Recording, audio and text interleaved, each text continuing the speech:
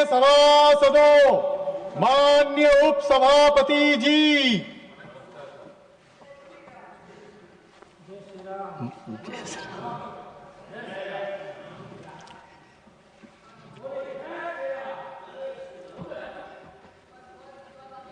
further discussion on the working of the Ministry of Rural Development raised by Dr. K. Lakshman on the 10th March 2026.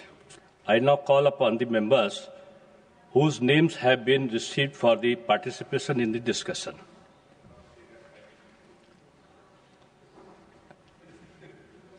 माननीय सदस्य Shri Sanjay Singh, 9 minutes. धन्यवाद मान्यवर। आपने ग्रामीण विकास जैसे महत्वपूर्ण मंत्रालय के विषय पर मुझे अपनी बात कहने का मौका दिया। मान्यवर, मैं अदम गोंडवी जी की चंद लाइनों से अपनी बात शुरू करना चाहता हूं कि तुम्हारी फाइलों में गांव का मौसम गुलाबी है, तुम्हारी फाइलों में गांव का मौसम गुलाबी है, मगर ये आंकड़े झूठे हैं, ये दावा किताबी है। सर, भारत की सरकार ने जब विकसित भारत की कल्पना की है तो उस कल्पना के तहत गांव को कहां रखा है, आपके माध्यम से ये देश को मालूम होना चाहिए। हमारे टोटल बजट का भारत सरकार ने जो पूरा बजट 2026 और 27 के लिए प्रस्तुत किया मान्यवर, उसका मात्र 3.6% बजट ग्रामीण विकास के लिए रखा है। यह स्पष्ट करता है सरकार की मंशा को, यह बताता है कि ग्रामीण विकास के लिए आपकी सोच क्या है, ग्रामीण व्यवस्था को आप कैसे संचालित करना चाहते हैं, कितना विकास वहां पर करना चाहते हैं। मान्यवर, बहुत सारी योजनाएं गांव के विकास के लिए चलाने का दावा सरकार की ओर से किया जाता है।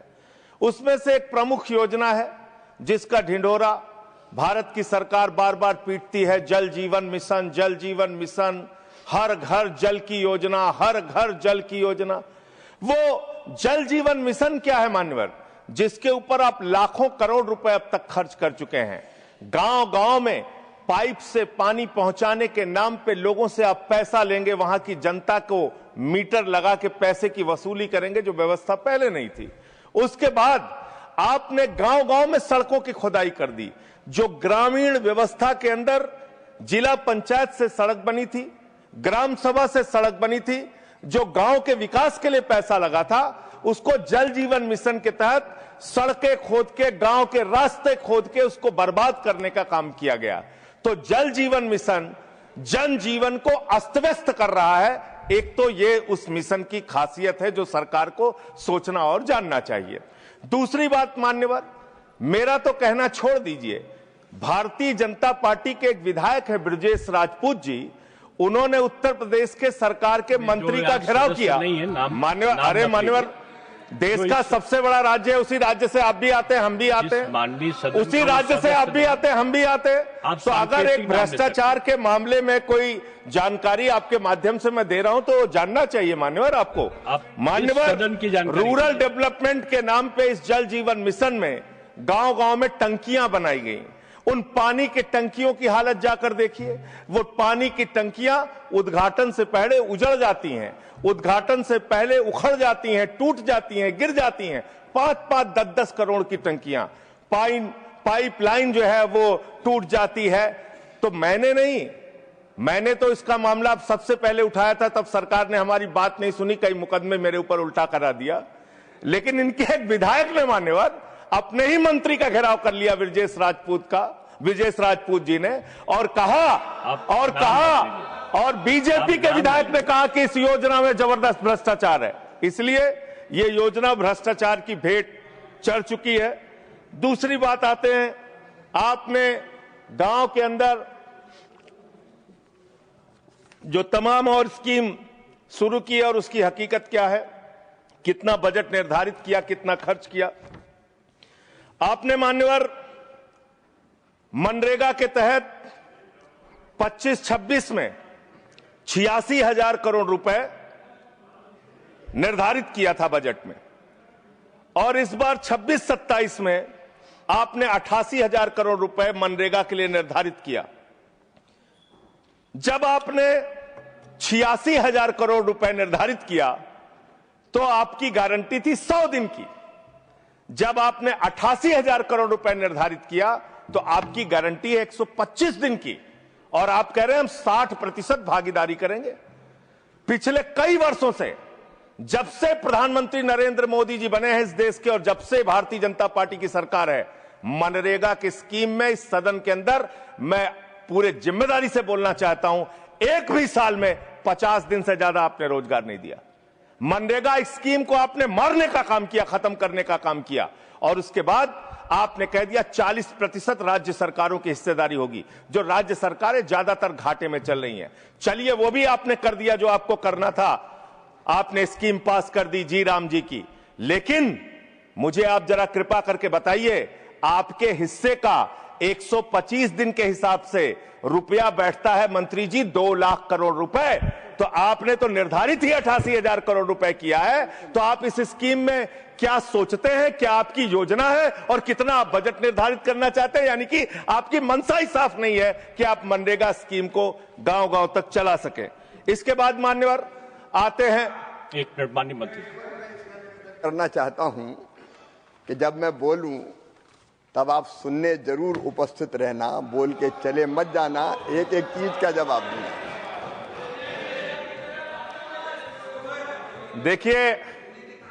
देखिए मान्यवर, देश का प्रधानमंत्री गैस के संकट के इस समय में किस गुफा में छुपा हुआ है, पहले उसको निकाल के लाइए। आप पहले उसको निकाल के लाइए। प्रधानमंत्री किस गुफा में छुपे हुए हैं? प्रधानमंत्री के बारे में आप हमारे ऊपर टिप्पणी कर रहे हैं, का प्रयोग नहीं करेंगे। आप हमारे ऊपर टिप्पणी कर रहे हैं। ये आप हमारे पूरा देश गैस की लाइनों में खड़ा है, यहाँ पर शामिल प्रधानमंत्री गुफा में छिपे हुए हैं। प्रधानमंत्री को निकाल के लाइए, प्रधानमंत्री को निकाल के लाइए। मुद्दों पे बात नहीं करेंगे। इस्तेमाल किया है, ये शब्द ठीक नहीं है। अरे मान्यवर, आप मेरा समय जा रहा है मान्यवर महोदय, मान्यवर मेरा समय जा रहा है, कृपा करके समय। जी राम जी ने आपको रोक दिया। जी राम जी पर रात को 1:30 बजे तक मैंने चर्चा सुनी, और जब उत्तर देने की बारी आई तो विपक्ष भाग गया था। इसलिए मैं निवेदन कर रहा हूं कि रहना जरूर, एक एक चीज का जवाब दूंगा, एक एक चीज का। दूसरी चीजें उसमें शामिल नहीं करेंगे जी। मान्यवर, बात करते हैं ग्रामीण विकास की आप बात कर रहे हैं। उज्ज्वला स्कीम के तहत 8 से 10 करोड़ सिलेंडर गांव में आपने बांटे हैं, और 10 से 11 करोड़ सिलेंडर के कनेक्शन लोगों ने अपने आप से लिए हैं। 21 करोड़ सिलेंडर के कनेक्शन गांवों में हैं। मैं आपके माध्यम से इस सरकार से पूछना चाहता हूं, मध्य एशिया के अंदर जो युद्ध चल रहा है इजराइल और अमेरिका और ईरान के बीच में, आप क्यों इजराइल के खड़े हो गए, जिसके कारण से हिंदुस्तान को आज गैस का संकट भुगतना पड़ रहा है? पूरा देश लाइन में खड़ा है, गांव लाइन में खड़ा है, शहर लाइन में खड़ा है, एक एक इलाका लाइन में खड़ा है। होटल बंद हो रहे हैं मान्यवर, मोरवी के अंदर गुजरात में टाइल्स की फैक्ट्रियां बंद हो रही है मान्यवर। आपने क्या हालत की है? आप राज्यों के साथ न्याय नहीं करते, आप ग्रामीण व्यवस्था के साथ न्याय नहीं करते। आपने बनारस के अंदर 4200 एकड़ जमीन वहां के किसानों की जबरन कब्जा की। 2013 का जो अधिकरण का नियम है, वो नियम आपने लागू नहीं किया। वहां लाठियों से किसानों को पीट के प्रधानमंत्री के संसदीय क्षेत्र में जमीनें कब्जा करने का काम आपने किया। जो पंजाब पूरे देश का पीडीएस सिस्टम चलाता है, 50% भागीदारी पंजाब के किसानों की होती है। आपने पंजाब के रूरल डेवलपमेंट का 8,000 करोड़ रुपए मार के बैठे हुए। आप बताइए क्यों आपने पंजाब का हिस्सा नहीं दिया? क्यों आप वहां के साथ सौतेला व्यवहार कर रहे हैं? बताइए इस देश को और पंजाब के लोगों को। वहां पर बाढ़ आई, आप भी गए थे मंत्री जी वहां पे दुख जताने के लिए। आपने वहां की भयावह परिस्थितियों को देखा था। बावजूद इसके 1600 करोड़ रुपए की मदद आपने घोषित की थी। 16 पैसे आपने पंजाब को नहीं दिए। 16 पैसे। यह आपकी दुर्भावनापूर्ण नीति है जो राज्यों को भुगतनी पड़ रही है, जो देश को भुगतनी पड़ रही है। और ग्रामीण विकास के नाम पर आपने इस देश के गांव में रहने वाली जनता को लगातार देने का काम किया है, लगातार काम किया है। चाहे वो आंगनबाड़ी की स्कीम हो, आंगनबाड़ी की कार्यकर्तियां, हर काम में उनको आप लगा देते हैं, लेकिन आप उनको पैसा देने के नाम पर आपको हंसी आएगी। हंसी आएगी। आंगनबाड़ी की योजना गांव में ही चलती है, गांव में ही चलती है, हंसी आएगी आपको। मान्यवर, मैं अंत में एक ही बात कहना चाहता हूं। मंत्री जी ने कहा भागिएगा नहीं, मैं बिल्कुल बैठ के आपकी एक एक बात को सुनूंगा। मंत्री जी, ध्यान से सुनूंगा। जितनी बात मैंने कही है उसका पूरा जवाब दीजिएगा, और अगर आप जवाब नहीं दे पाएंगे तो मुझे भी उस वक्त बोलने का अवसर दीजिएगा। आप ही अकेले बोलने का अधिकार रखते हैं, ऐसा नहीं होना चाहिए। और दूसरी बात मान्यवर, दूसरी बात, इस समय भगौड़ा कौन है, ट्रंप की गुलामी कौन कर रहा है, पूरा देश देख रहा है। माननीय, जो भी चर्चा के दौरान जो भी सदस्य असंसदीय शब्द आया होगा वो शामिल नहीं होगा चर्चा में। अब अगर है तो नहीं होगा, अगर असंसदीय नहीं है तो शामिल होगा।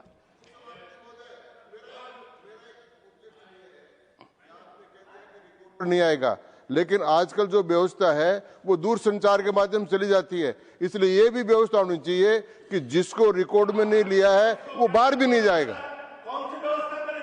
अब आपने किस चीज को कहा? जिस चीज को सारी व्यवस्था करेंगे, जेल के शिक्षकों में रहोगे और रहे और रहोगे। नहीं बोल सकते, आप सीधे बात नहीं करेंगे माननीय सदस्य, आप सीधे बात नहीं करेंगे, आप सीधे बात नहीं करेंगे। आप पीठ को संबोधित करिए, आप पीठ को संबोधित करिए। ये आमने सामने बहस का मुद्दा नहीं है। आप संसद में हैं। माननीय संजय सिंह, माननीय सदस्य, आप पीठ को संबोधित करिए। आप इस तरह से बात नहीं कर सकते। Next speaker Shri P Sunil ji. देखिए, मैं माननीय सदस्यों से अनुरोध करूंगा कि जो चर्चा होती है उसमें शब्दों का संयम ये आवश्यक होता है। आरोप लगाने पे मनाही नहीं है, लेकिन आरोपों की भी एक सीमा होती है शब्दों की, उसका पालन करना होगा। और जो इस प्रकार के शब्द आए होंगे जिनमें आपत्ति हो सकती है वो सम्मिलित नहीं होंगे। और दूसरा एक और अनुरोध साथ में है कि हम लोग सोशल मीडिया का, जैसे आपने जिक्र किया, सोशल मीडिया पे हम लोग जो यहाँ पर वक्तव्य होते हैं उनको देते हैं और किसी व्यक्ति विशेष के बारे में हम कुछ विश्लेषण लगाते हैं तो वो वहां पर उपस्थित नहीं होते। लेकिन सोशल मीडिया में जब वो चलता है तो कभी माननीय प्रधानमंत्री जी सुनते हुए दिखाई पड़ते हैं, कभी गृह मंत्री। मैं समझता हूं ये उचित नहीं है। संसदीय व्यवस्थाओं के अंतर्गत वो वही होना चाहिए जो सदन में मौजूद हो। Next Shri P